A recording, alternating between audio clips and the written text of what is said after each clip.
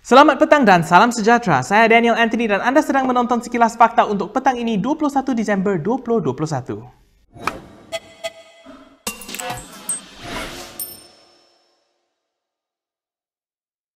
Perdana Menteri Ismail Sabri Yaakob mengakui terdapat kelemahan dalam pengurusan banjir terutamanya di Selangor dan akan ditambah baik. Katanya pengurusan bencana banjir bukan hanya tanggungjawab Kerajaan Persekutuan tetapi juga kerajaan negeri dan pihak berkaitan di setiap daerah.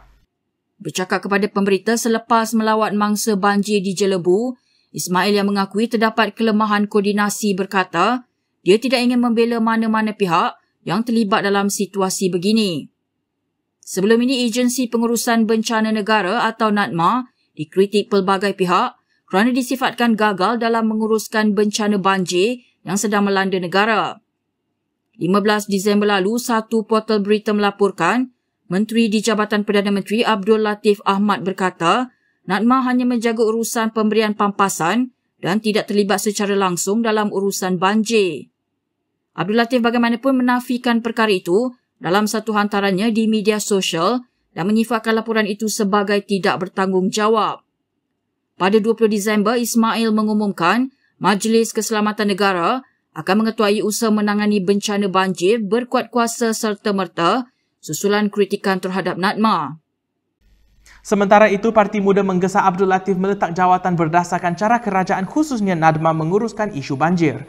Ketua Penerangan Muda Zaidil Baharudin berkata Menteri di Jabatan Perdana Menteri itu mesti bertanggungjawab atas kegagalan yang berlaku.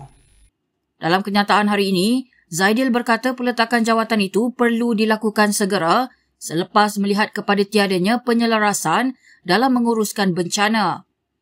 Parti itu merujuk kepada laporan portal berita yang menyatakan Angkatan Tentera Malaysia lambat dihantar ke kawasan bencana banjir di sekitar Lembah Kelang kerana NADMA gagal mengkoordinasi bantuan.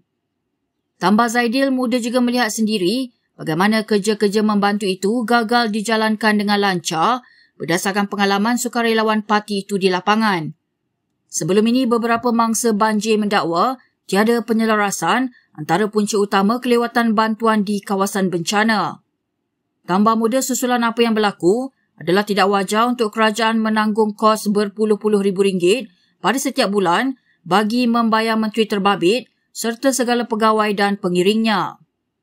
Sebanyak 17 kematian direkodkan di 3 daerah sehingga jam 8 pagi tadi akibat banjir yang melanda Selangor sejak Jumaat lalu. Menteri Besar Selangor Amiruddin Syari berkata 10 kematian direkodkan di Klang, 3 di Hulu Langat dan 4 di Sepang. Namun begitu, daripada ke-17 kita sedang mengenal pasti punca kematian. Ada disebabkan kematian bukanlah disebabkan oleh kejadian banjir pesing. Mungkin kejadian daripada meninggal akibat kekurangan ubat dan sebagainya. Itu akan diputuskan ataupun akan dimutamatkan dalam masa terdekat. Justru bagi pihak pentadbiran kerajaan negeri, saya ingin mengucapkan takziah kepada semua mangsa dan khususnya kepada keluarga-keluarga yang kehilangan mereka yang tersayang, dan ada sebahagian yang meninggal ini bukanlah mangsa saja, ada juga ia adalah melibatkan di kalangan sukarelawan. Menteri Besar itu mengumumkan kerajaan negeri akan menyediakan sumbangan RM10,000 untuk keluarga mangsa yang terkorban. Dalam pada itu, Amiruddin menolak dakwaan bahawa usaha bantuan banjir antara Kerajaan Persekutuan dan Kerajaan Negeri tidak diselaras dengan baik. Kita mobilize semua machinery yang kita ada, PBT, Pejabat Tanah Daerah, JKR, JPS yang kita ada untuk keluarkan orang dengan anggapan the extraordinary amount of water keluar.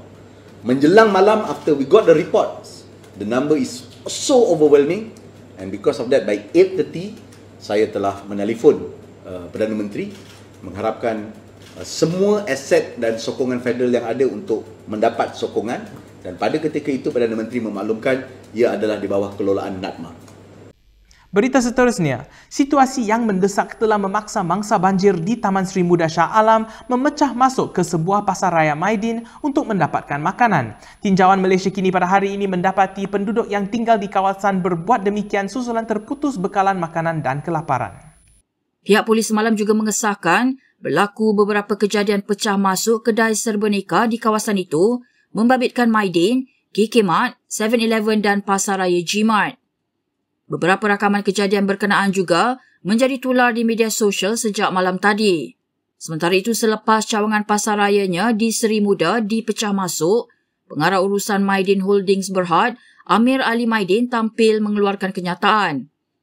Beliau berkata sejujurnya dia tidak menyokong perbuatan mencuri itu, namun dalam keadaan darurat, mangsa mungkin tiada pilihan dan terpaksa melakukan perbuatan tersebut demi kelangsungan hidup. Amir juga berkata dia turut bersimpati dengan kejadian banjir yang teruk melanda, terutamanya ketika negara masih dalam krisis pandemik COVID-19.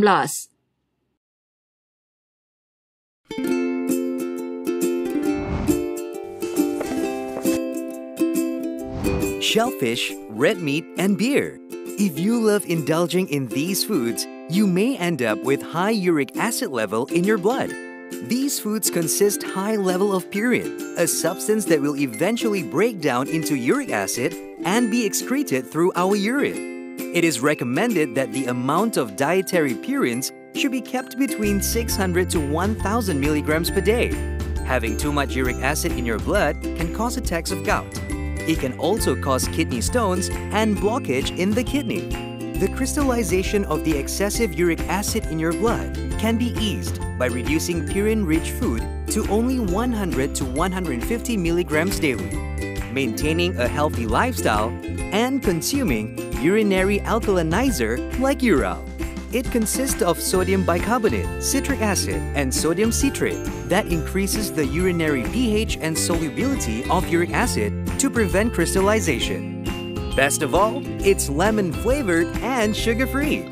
Ural, effective urinary alkalinizer. Neutralize your uric acid problem now.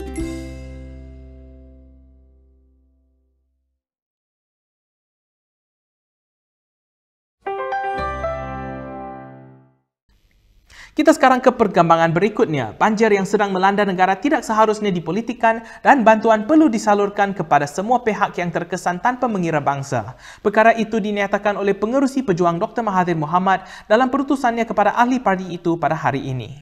Bekas Perdana Menteri itu juga turut merakamkan penghargaan kepada rakyat Malaysia yang berganding bahu membantu mereka yang ditimpa bencana alam itu. Dalam pada itu, Mahathir menzahirkan kerisauannya terhadap mangsa-mangsa yang terjejas dalam kejadian itu. Beliau turut memohon supaya ahli-ahli pejuang yang sedang memberikan bantuan untuk menjaga disiplin dan melakukan tanggungjawab dengan penuh sabar dan sopan. Untuk rekod, Mahathir yang juga ahli Parlimen Langkawi itu ketika ini sedang menerima rawatan di Institut Jantung Negara. Mahathir turut merakamkan penghargaan kepada mereka yang mendoakan kesejahteraan buatnya sebelum ini. Jabatan Meteorologi Malaysia ataupun Met Malaysia meminta orang ramai yang berada di negeri-negeri utara semenanjung untuk berwaspada. Ini susulan jangkaan ribut petir akan berlaku di kawasan terbabit pada Selasa dan Rabu. Ketua Pengarah Met Malaysia Muhammad Helmi Abdullah berkata, ramalan tersebut berikutan sistem tekanan rendah yang kini berada di Laut Andaman. Sistem tekanan rendah ini dijangka bergerak ke arah timur, menghampiri utara Selat Melaka, sekaligus boleh menyebabkan ribut petir di negeri-negeri utara semenanjung. Katanya Met Malaysia akan sentiasa memantau keadaan cuaca berkenaan dan akan mengeluarkan amaran hujan berterusan bila keadaan perlu. Hujan lebat tanpa henti sejak pagi Jumaat lepas menyebabkan beberapa kawasan di 8 negeri dilanda banjir. Fenomena berkenaan terjadi susulan faktor luruan monsun dan sistem cuaca tekanan rendah yang mencapai tahap lengkukan tropika terbentuk di Laut Cina Selatan pada 12 Disember lepas. Sementara itu, Met Malaysia menafikan maklumat cuaca berkenaan kepala ribut Taufan Rai yang tular di pelbagai platform media sosial baru-baru ini. Sebaliknya, jabatan itu memaklumkan Taufan Rai kini sedang bergerak menuju ke arah timur Laut Danang, Vietnam dengan kelajuan 20 km sejam dan menjauhi rantau negara. Berikut beberapa lagi ringkasan berita untuk hari ini.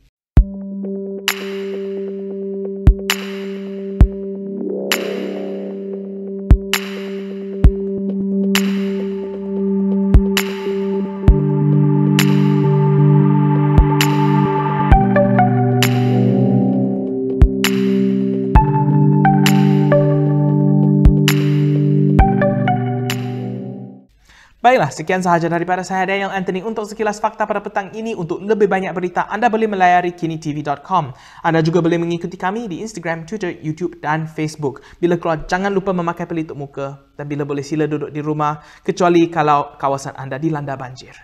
Saya Daniel Anthony, salam hormat dan jumpa lagi.